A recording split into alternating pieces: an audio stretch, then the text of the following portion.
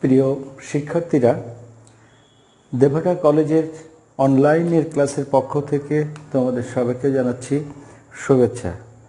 আশা রাখি সবাই ভালো আছো। আজকের দর্শনের যুক্তিবিদ্যা প্রথম পত্র অবরোহ অনুমানের যে বিষয়টি নির্ধারণ করা হয়েছে সেটি হলো যুক্তিবাক্য এবং যুক্তিবাক্যে ব্যবহৃত পদের ব্যাপ্যতা। আমরা আজকে বিষয়টি নিয়ে বিস্তারিত আলোচনা করব। আমরা আলোচনা করব পদের ব্যাপ্য কী, অব্যাপ্য কী, ব্যাপ্যতা কী।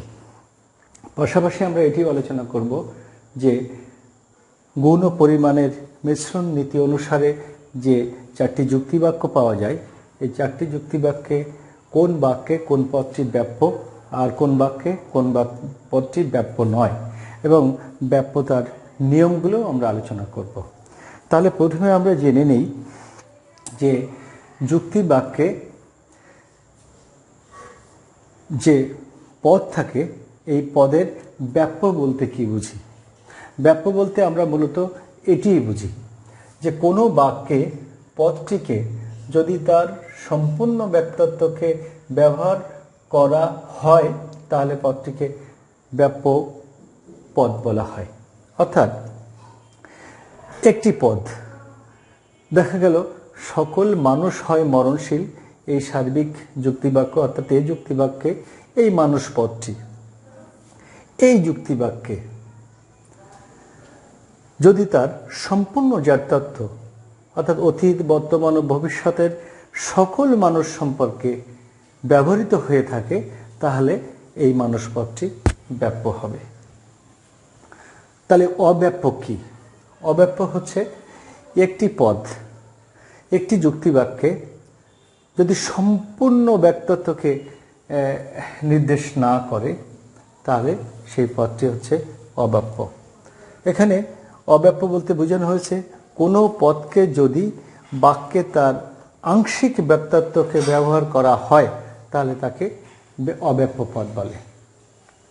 এখানে আমরা যে বিষয়টি পেলাম ব্যাপ্য কী আর অব্যাপ্য কী। তাহলে ব্যাপ্যতা কী? ব্যাপ্যতার সংজ্ঞা এভাবে দেয়া যায়, কোনো বাক্যে ব্যবহৃত উদ্দেশ্য এবং বিধেয় নামক দুটি পদের পরিমাণগতভাবে সেই যুক্তিবাক্যে কতটুকু প্রভাব ফেলতে পারল সেটাই হচ্ছে ওই পদের ব্যাপ্যতা বা ওই পদ সমূহের ব্যাপ্যতা। এখানে একটি সার্বিক যুক্তিবাক্যে সকল মানুষ হয় মরণশীল, এখানে উদ্দেশ্যপদ মানুষ এবং বিধেয়পদ মরণশীল, এই দুটি পদ পরিমাণগতভাবে কতটুকু প্রভাব বিস্তার করতে পারল সেটা হচ্ছে ওই দুটি পদের ব্যাপ্যতা। এই ব্যাপ্যতা নির্ণয়ের ক্ষেত্রে দুটি নিয়ম রয়েছে। নিয়ম দুটি খুবই সহজ, একটু মনে রাখলে নিয়ম দুটি এতই সহজ একটু মনে রাখলে এটি করা খুবই সম্ভব। আমরা জানি যে আমাদের মোট চারটি যুক্তিবাক্য রয়েছে। চারটি যুক্তিবাক্যর মধ্যে এ, ই, আই এবং ও, এর মধ্যে দুটি যুক্তিবাক্য সার্বিক আর দুটি যুক্তিবাক্য বিশেষ। দুটি যুক্তিবাক্য নঙার্থক আর দুটি যুক্তিবাক্য সদার্থক। তাহলে যদি আমরা এভাবে দেখি নিয়মের আলোকে ব্যাপ্যতার যে নিয়ম রয়েছে, প্রথম নিয়মটি হলো সার্বিক যুক্তিবাক্যের উদ্দেশ্য পদ ব্যাপ্য। এখানে বিশেষ বাক্য কোনো বিবেচনায় আসবে না। দ্বিতীয় নিয়মটি হলো নঙার্থক যুক্তিবাক্যের বিধেয় পদ ব্যাপ্য। এখানে হাবাচক যুক্তিবাক্যের কোনো বিষয় বিবেচনায় আসবে না। এইভাবে যদি এই দুইটা নিয়মের আলোকে আমরা এই চারটি বাক্যের যে 8টি পদ রয়েছে এই 8টি পদের মধ্যে ব্যাপ্যতা নির্ণয় করি তাহলে আমাদের কাছে বিষয়টি পরিষ্কার হয়ে উঠবে। প্রথমে আমরা দেখি এই যুক্তিবাক্য অর্থাৎ সার্বিক সদার্থক যুক্তিবাক্য। এই যুক্তিবাক্যে দুটি পদ রয়েছে, একটি হচ্ছে মানুষ আর একটি হচ্ছে মরণশীল। 1 নম্বর নিয়ম, সার্বিক যুক্তিবাক্যের উদ্দেশ্য পদ ব্যাপ্য হবে। তাহলে এই যুক্তিবাক্য সার্বিক সদার্থক যুক্তিবাক্য অবশ্যই। তাহলে এর উদ্দেশ্যপদ মানুষ পদটি ব্যাপ্য হবে, উদ্দেশ্যপদ মানুষ পদটি কিন্তু ব্যাপ্য হবে। আবার নঙার্থক যুক্তিবাক্যের বিধেয় পদ ব্যাপ্য হবে। যেহেতু এটি হয় নামক সংযোজক দ্বারা যুক্ত করা হয়েছে, তাহলে এটি নিশ্চয়ই নঙার্থক যুক্তিবাক্য নয়। আর যেহেতু এটি নঙার্থক যুক্তিবাক্য নয়, সেহেতু এর বিধেয় পদ অব্যাপ্য হবে। তাহলে সার্বিক সদর্থক যুক্তিবাক্যের দুটি পদের মধ্যে আমরা উদ্দেশ্য পদটিকেই ব্যাপ্য হিসাবে পেলাম এবং বিধেয় পদ মননশীলকে অব্যাপ্য হিসাবে পেলাম। দ্বিতীয় যুক্তিবাক্য, সার্বিক নঙার্থক যুক্তিবাক্য, যাকে বলা হয় ই যুক্তিবাক্য। কোনো মানুষ নয় অমর। এখন নিয়মের আলোকে আসি। সার্বিক যুক্তিবাক্যের উদ্দেশ্য পদ ব্যাপ্য। তাহলে এটি যেহেতু একটি সার্বিক নঙার্থক যুক্তিবাক্য, সেহেতু এর উদ্দেশ্য পদ অবশ্যই ব্যাপ্য হবে। আবার এটি যেহেতু নঙার্থক যুক্তিবাক্য, 2 নম্বর নিয়ম অনুসারে নঙার্থক যুক্তিবাক্যের বিধেয় পদ ব্যাপ্য হবে।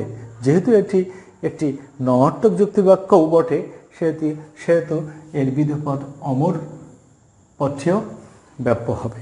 তাহলে সার্বিক নঙার্থক যুক্তিবাক্যের দুটি ব্যাপ্য হবে। যেহেতু সার্বিক, সেহেতু উদ্দেশ্য পদ মানুষ ব্যাপ্য।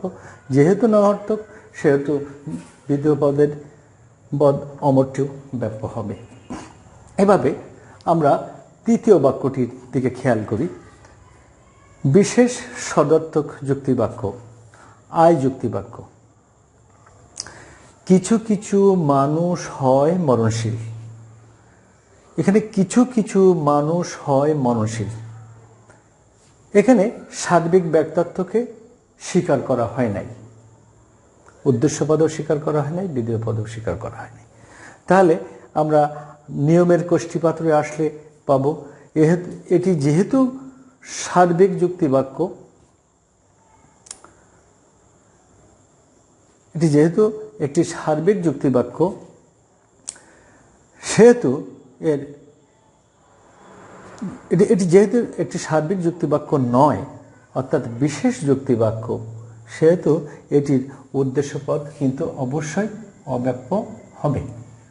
আবার এটি যেহেতু বিশেষ যুক্তিবাক্য এবং হাবাচক যুক্তিবাক্য, অর্থাৎ নাবাচক নয়, নঙার্থক নয়, সেহেতু এর বিধেয় পদও অব্যাপ্য হবে। তাহলে এই সার্বিক সদর্থক, তাহলে বিশেষ সদর্থক এই আই যুক্তিবাক্যটির দিকে খেয়াল করলে দেখা যাবে, যেহেতু এটি সার্বিক নয়, সেহেতু ইহার বিধেয় উদ্দেশ্য পদ অব্যাপ্য। আবার যেহেতু এটি নঙার্থক নয়, সেহেতু ইহার বিধেয় পদ অব্যাপ্য, অর্থাৎ ইহার উভয় পদই অব্যাপ্য। এবার আমরা চতুর্থ যুক্তিবাক্যটির দিকে আসি। বিশেষ নঙার্থক অর্থাৎ ও যুক্তিবাক্য, কিছু কিছু মানুষ নয় অমর। এই যুক্তিবাক্যটির দিকে খেয়াল করলে দেখা যাবে 1 নম্বর কোষ্ঠীপাথরে 1 নম্বর আইনে সার্বিক যুক্তিবাক্যের উদ্দেশ্যপদ ব্যাপ্য। যেহেতু এটি একটি কিছু কিছু শব্দ দিয়ে শুরু হয়েছে, অর্থাৎ পরিমাণগত দিক থেকে এটি বিশেষ যুক্তিবাক্য, সেহেতু ইহার উদ্দেশ্যপদ অবশ্যই ব্যাপ্য নয়।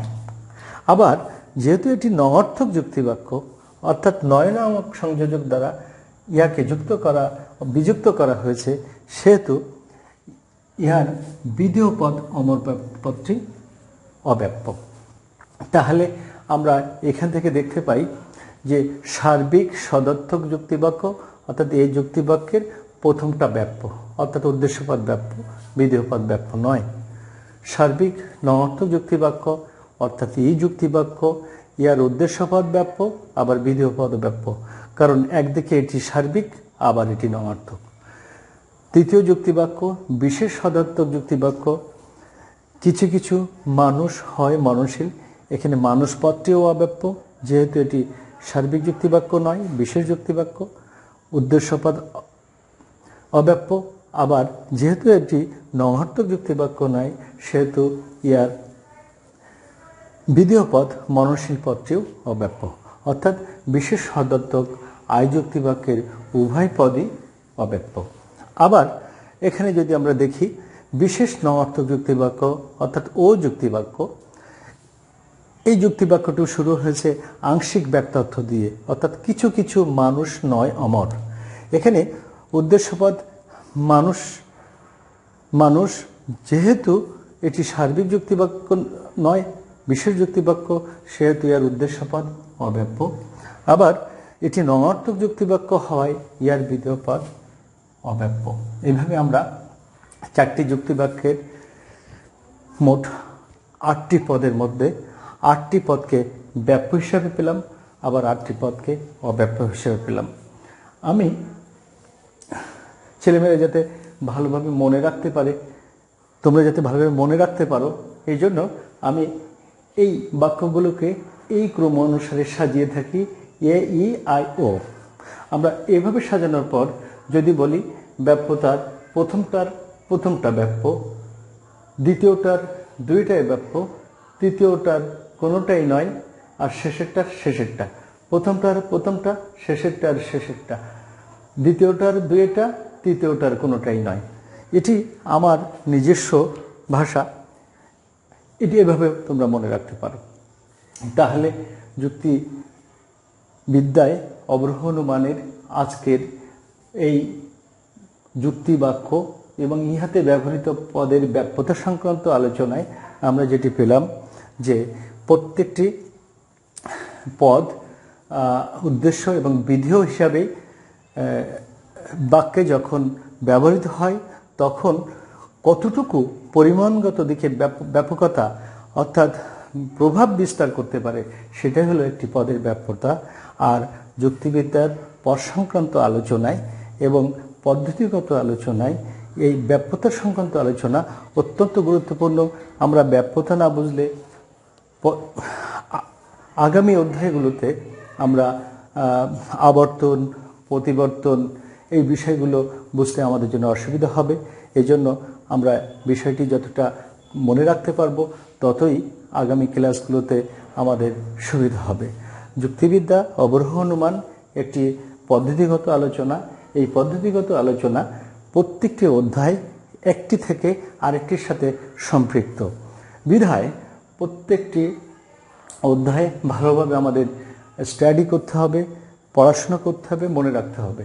তাহলে আমরা আগামী দিনে যে ক্লাসগুলো হবে সেই অধ্যায়গুলো যেগুলো আমরা পড়ব, যে যুক্তি আমরা চর্চা করব, সেখানে আমরা তার যথাযথ প্রয়োগ ঘটাতে পারব এবং আমরা যুক্তিবিদ্যায় যে সত্যের যে পদ্ধতিগত অনুসন্ধান, সেই অনুসন্ধান কার্য সুসম্পন্ন করতে পারব।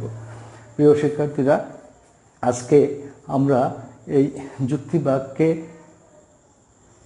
পদের ব্যাপ্যতা সংক্রান্ত যে নিয়মটি জানলাম, এটি নিশ্চয়ই আমরা মনে রাখব। আমরা বাড়িতে আমাদের বইপত্র যেগুলো রয়েছে সেখানে আমরা আবার চোখ বোলাবো, তাহলে বিষয়টি আমাদের কাছে আরও পরিষ্কার হয়ে উঠবে। এইটা আমি আশা করি।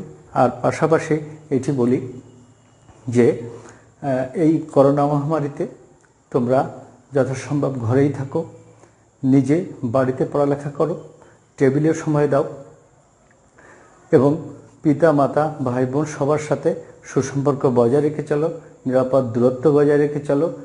বাইরে যদি যাওয়ার প্রয়োজন হয় মাস্ক ব্যবহার করো এবং বাড়িতে এসেই অন্য কাজ করার আগেই হাত মুখ সাবান দিয়ে ভালো করে ধৌত করো এবং হ্যান্ড স্যানিটাইজার দিয়ে স্যানিটাইজ করো। তোমরা সবাই সুস্থ থাকো, সুন্দর থাকো। এই করোনা মহামারীতেও তোমরা দীর্ঘজীবী হও, এই আশাবাদ ব্যক্ত রেখে যুক্তিবিদ্যা প্রথম পত্রের আজকের এই আলোচনা এখানে শেষ করছি। সবাইকে অসংখ্য ধন্যবাদ।